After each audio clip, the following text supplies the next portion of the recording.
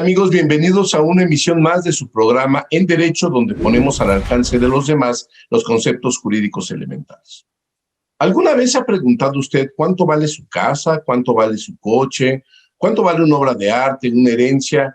Porque finalmente hay muchas formas de evaluar las cosas, pero solamente hay una que nos va a servir para traducirlo desde un punto de vista económico. Hoy nos va a acompañar un experto en la materia, el licenciado Hugo Murillo Cermeño. No se vaya, va a estar muy interesante. Volvemos en un minuto.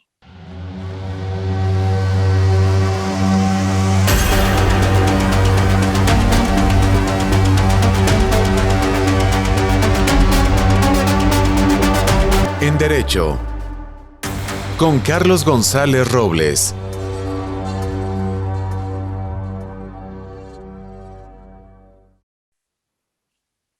Ya estamos de regreso en su programa En Derecho. El día de hoy nos acompaña el licenciado Hugo Murillo Cermeño, quien es corredor público número 23 de la Ciudad de México, es abogado egresado de la Escuela Libre de Derecho y recientemente es fundador de una galería que además es un concepto padrísimo que trae, que es una galería de nombre Nahua, especializada en compra y venta de obras de arte, principalmente de artistas mexicanos. Hugo, buenas tardes, bienvenido.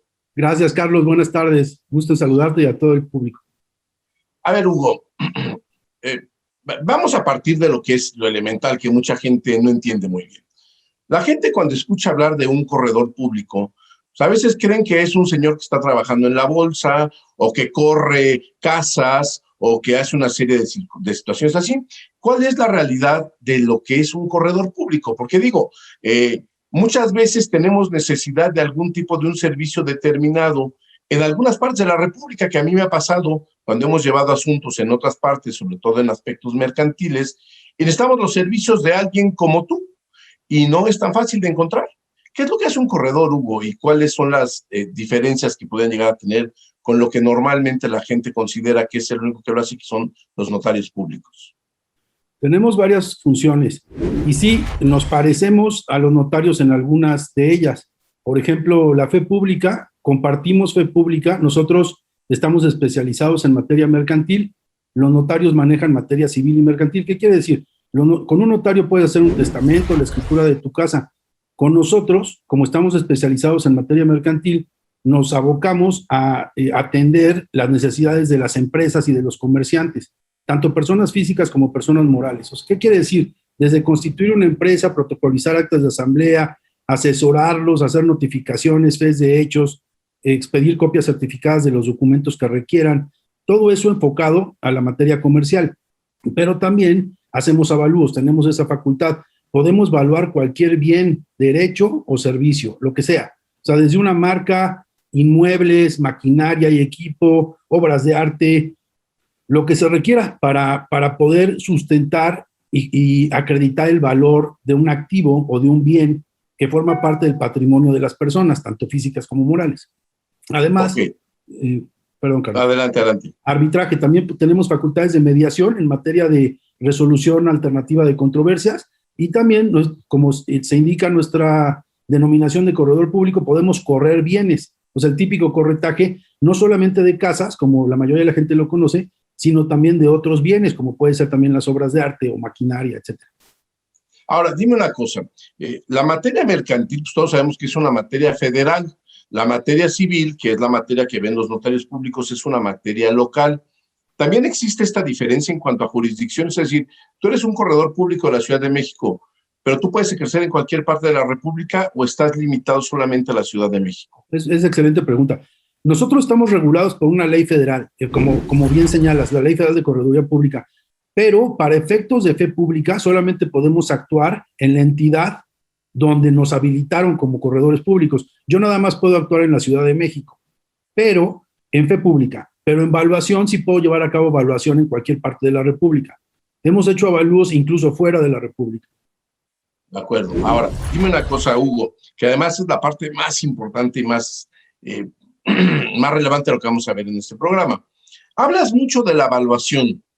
La evaluación, pues, es evaluar cualquier cosa, ¿no? Sin embargo, pues hay muchos tipos de valores. Todos hemos escuchado hablar de un valor en libros, un valor estimativo, un valor contable, una serie de valores.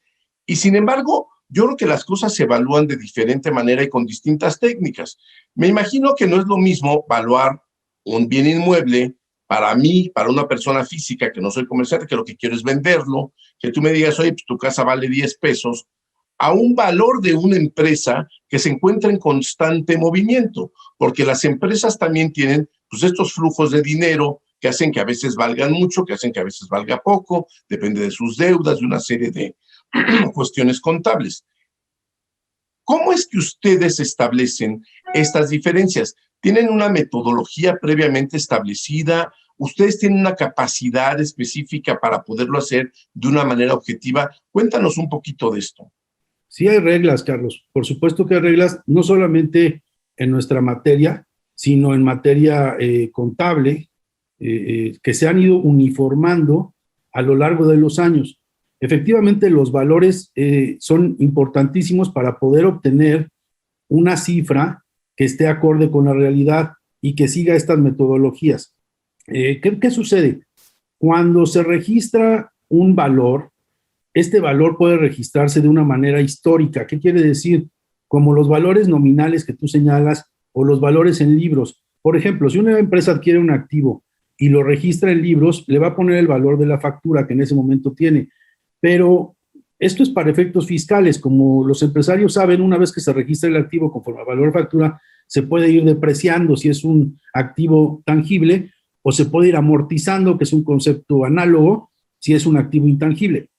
Pero los valores son estáticos, por lo tanto se va depreciando, se va amortizando conforme transcurre el tiempo, conforme lo señalan las reglas contables.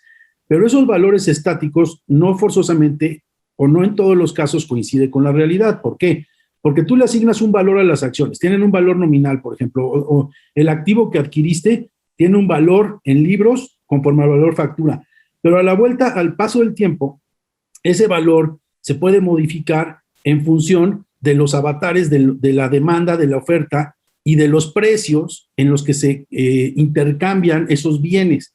Por lo tanto, para poder obtener un valor que esté más apegado con la realidad de la oferta y la demanda, se analiza con varias metodologías el mercado para obtener comparables y de esta manera poder llegar a concluir un valor de mercado, que es un valor comercial. Si quieres que ahonde en este tema, lo podemos tratar en el próximo segmento para que podamos platicar de qué consiste esta metodología, que es la principal, porque los valores en libros no son suficientes. De acuerdo, porque además hay una pregunta recurrente que es decir, oye, ¿por qué hay bienes que suben su valor con el precio, con el tiempo, perdón, y hay otros que bajan su valor? Vamos a hacer un corte y regresamos con esta interesante explicación de parte de Hugo Murillo Cermeño. No se vaya, volvemos en un minuto. En Derecho. Continuamos.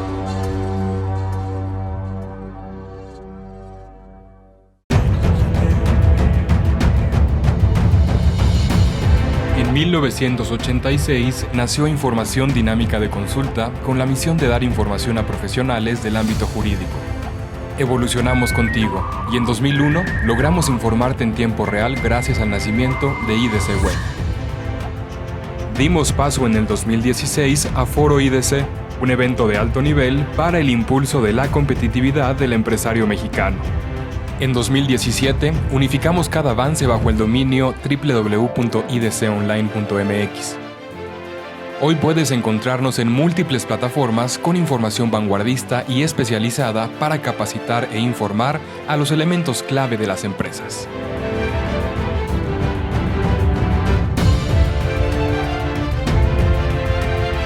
A 35 años de nuestro nacimiento, ha sido un honor acompañar tu labor de llevar a México al futuro.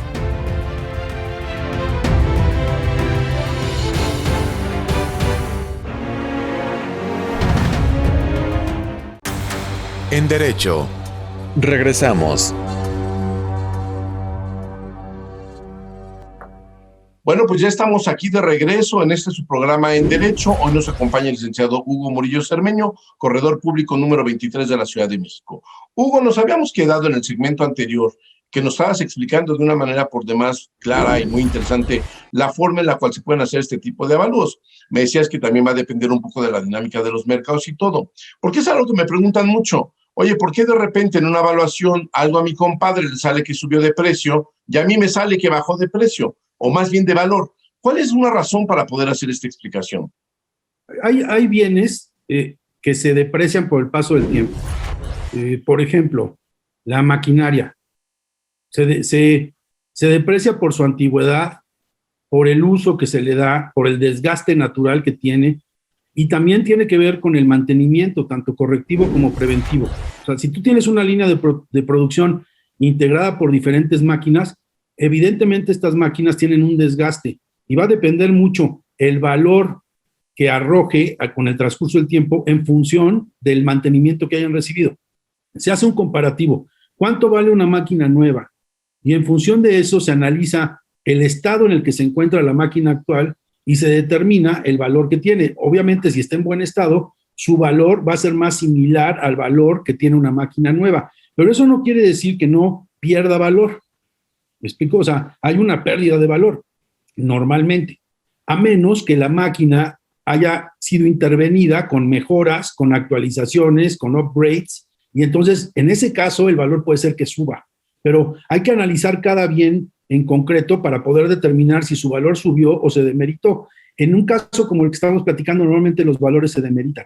Pero vamos a poner otro ejemplo. El valor nominal de las acciones es el que se establece cuando se constituye una empresa, pero es un valor referencial nada más. Ese valor nominal es estático, pero el valor de las acciones en realidad se está moviendo. Por lo que decías hace rato, puede ser que una empresa tenga pérdidas, puede ser que una empresa no genere los flujos ni las ventas para poder capitalizar esa inversión, y por lo tanto ese valor nominal incluso puede reducirse porque, bueno, o más bien el valor nominal queda estático, queda fijo, pero en el momento que se hace una evaluación de empresa con los números, al analizar el comportamiento de la empresa, podemos observar que no está generando flujos, y por lo tanto, si el valor nominal de cada acción es 100, pero vemos que acumula y arrastra pérdidas y tras pérdida durante muchos ejercicios, el valor que vamos a concluir de la empresa va a ser negativo, va a ser menor al valor nominal de esas acciones. A ver, eso es muy interesante lo que estás diciendo,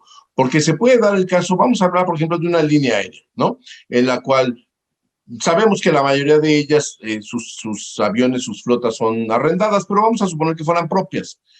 Pues los aviones siguen teniendo un valor, ¿no? Y un valor que es fácilmente determinable. Bueno, no sé qué tan fácil sea determinar el valor de un avión, porque finalmente me imagino que hay muchos elementos ahí involucrados. Pero ¿qué pasa con una empresa aeronáutica que quiebra, que ya no tiene rutas? Ya viste lo que acaba de pasar, que nos acaban de degradar a nivel internacional en materia de seguridad. Pues evidentemente, independientemente del valor intrínseco que pueden tener sus activos, la empresa hoy vale menos porque su capacidad a futuro de generar un flujo también es menor. ¿Cómo se casan esas dos? Por ejemplo, que alguien quisiera venir a comprar alguna empresa mexicana de aviación que ya estuviera en quiebra, ¿cómo lo casas? Porque hay alguna serie de intangibles, que también vamos a platicar de eso, que también son parte del valor. ¿Cómo casas eso? Pues en este caso que estás poniendo como ejemplo, si la empresa no tiene flujos, sus intangibles no tienen un valor que pueda soportar una conclusión positiva.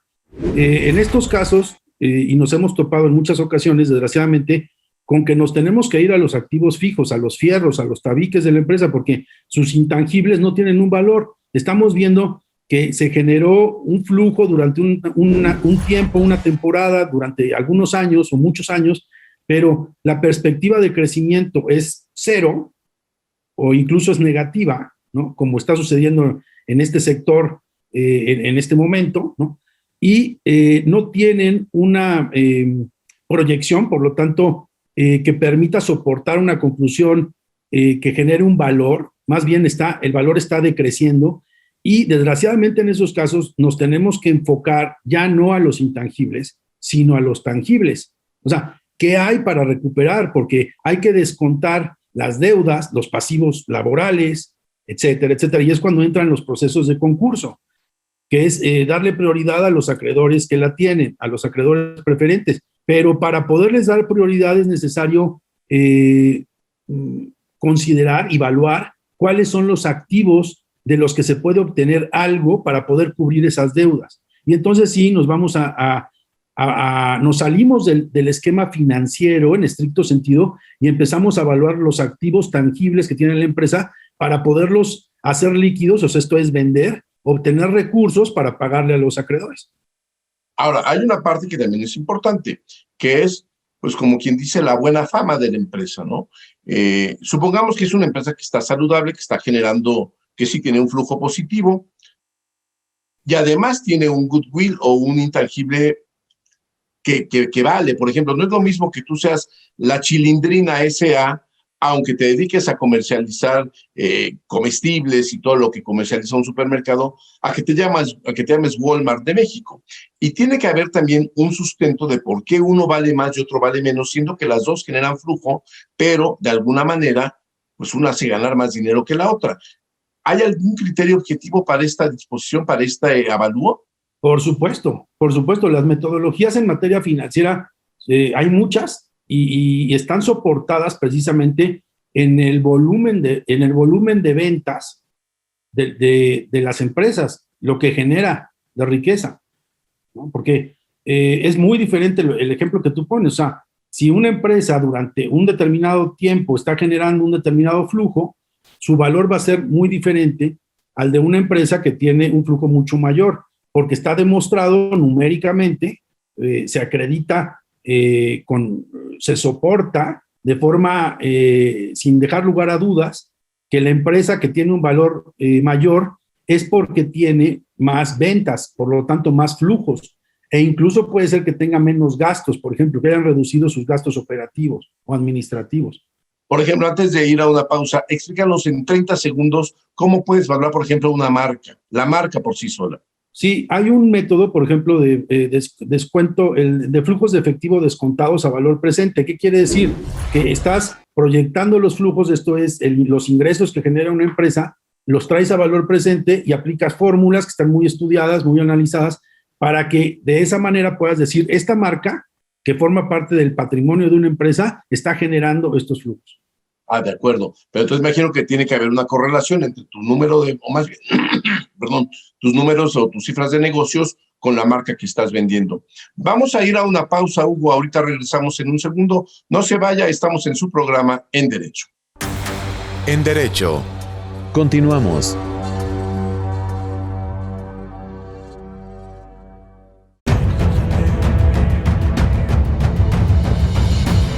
En 1986 nació Información Dinámica de Consulta con la misión de dar información a profesionales del ámbito jurídico.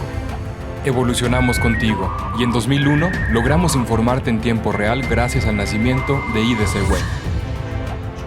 Dimos paso en el 2016 a Foro IDC, un evento de alto nivel para el impulso de la competitividad del empresario mexicano.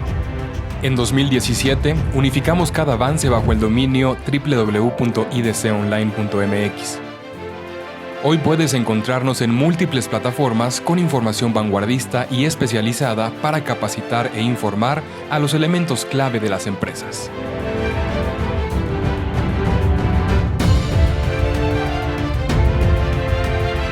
A 35 años de nuestro nacimiento, ha sido un honor acompañar tu labor de llevar a México al futuro.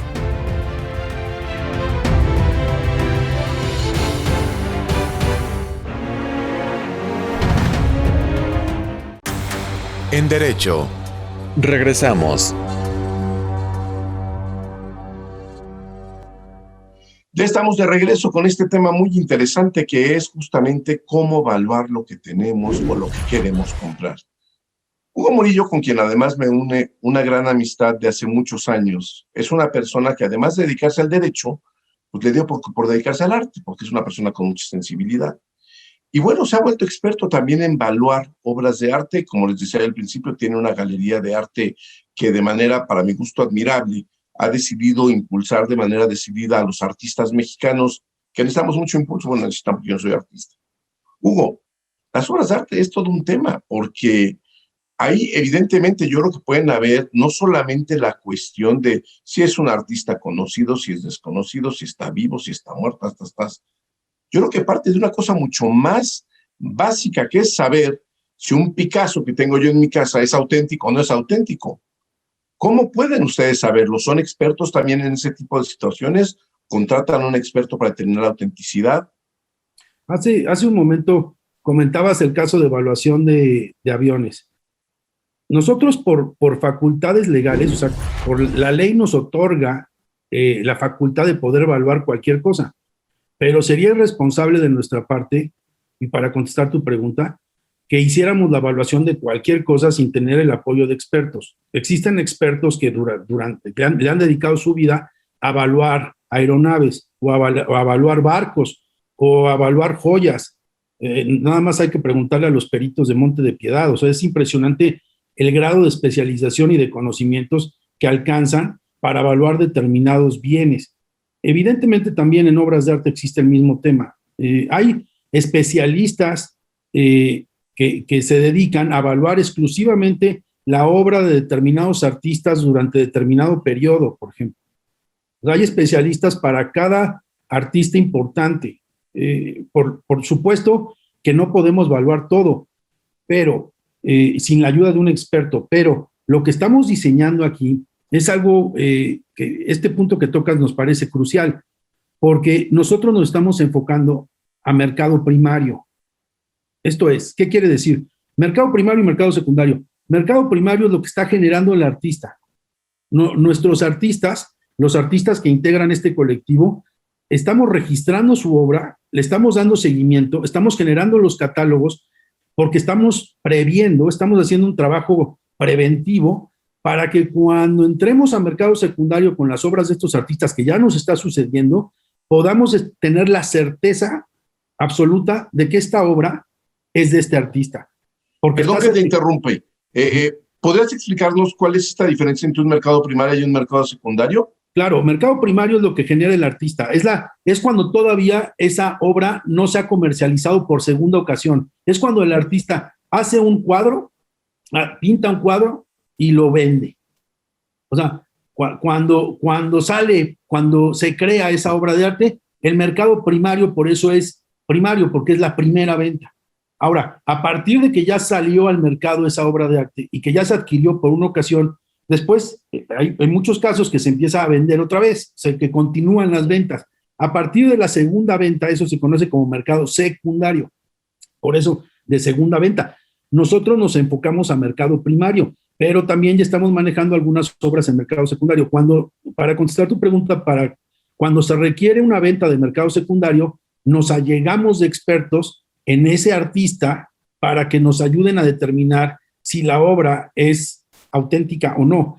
En nuestros artistas que actualmente tenemos en Agua, no tenemos ese problema porque estamos registrando toda su obra, catalogando toda su obra, y que también ya hemos tenido casos que nos preguntan, tengo una obra de este artista que quiero saber cuánto cuesta. Y entonces les decimos, perfecto, tenemos la manera de verificar con el artista, de constatar si es de él o no, emitimos el certificado y además establecemos el valor de esa obra de arte de manera completamente confiable. De acuerdo. Ahora, ¿y qué pasa con el mercado? Cuando ustedes ya son parte del mercado secundario, cuando ustedes ya adquieren una obra que ya anduvo por ahí, por todo el mercado durante mucho tiempo, ¿cómo lo pueden evaluar? También ahí me imagino que tienen que haber referentes. Claro, los referentes siempre son los comparables. Siempre, con cualquier bien. Miren, es muy importante que esto lo podamos aclarar porque luego suena muy etéreo, pero cualquier cosa que se evalúa con comparables. Se evalúa con, si tengo una casa, tengo que buscar casas que se estén vendiendo o que se hayan vendido en las zonas similares, hacer ajustes para poder determinar un valor de mercado, que es el que hablábamos al principio. Igual con las obras de arte. Necesitamos checar los catálogos, los libros de registro de subastas y ver los valores en los que se ha transmitido o vendido una determinada obra de arte. Ahora, ¿qué pasa, por ejemplo, con las obras de arte que a lo mejor no son de referentes tan recientes, pero pues de alguna manera se convirtieron también en un producto del mercado? No sé si te enteraste que hace unos cuantos días se robaron en la colonia Roma, en Álvaro Obregón, unas estatuas de bronce que eran muy bonitas y pues se las vendieron como fierro viejo al señor de que compra fierro viejo. ¿Cómo estableces ahí un verdadero valor?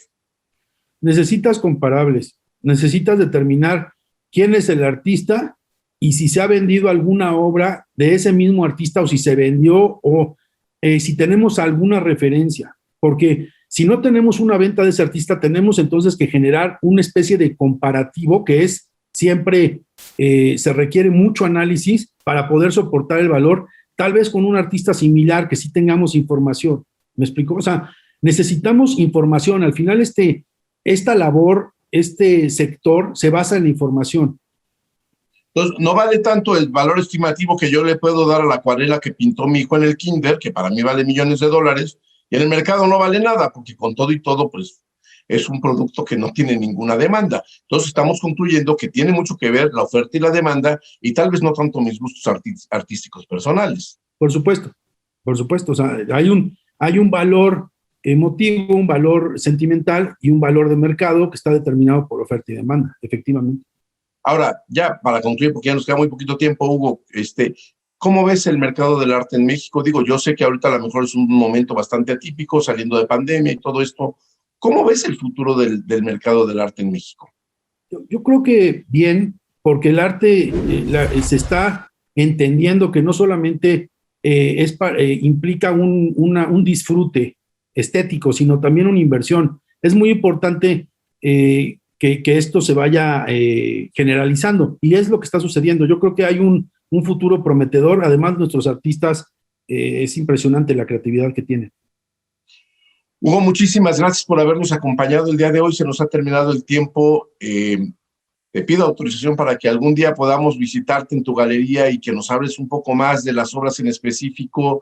Y bueno, hay muchas cosas todavía que quedan pendientes por platicar. Es muy corto el tiempo y son muchos los temas. Te agradezco mucho, Hugo, por haber estado con nosotros el día de hoy. Al contrario, Carlos, un abrazo muy fuerte. Nos pueden visitar en Nahua con www.mx, es la galería virtual.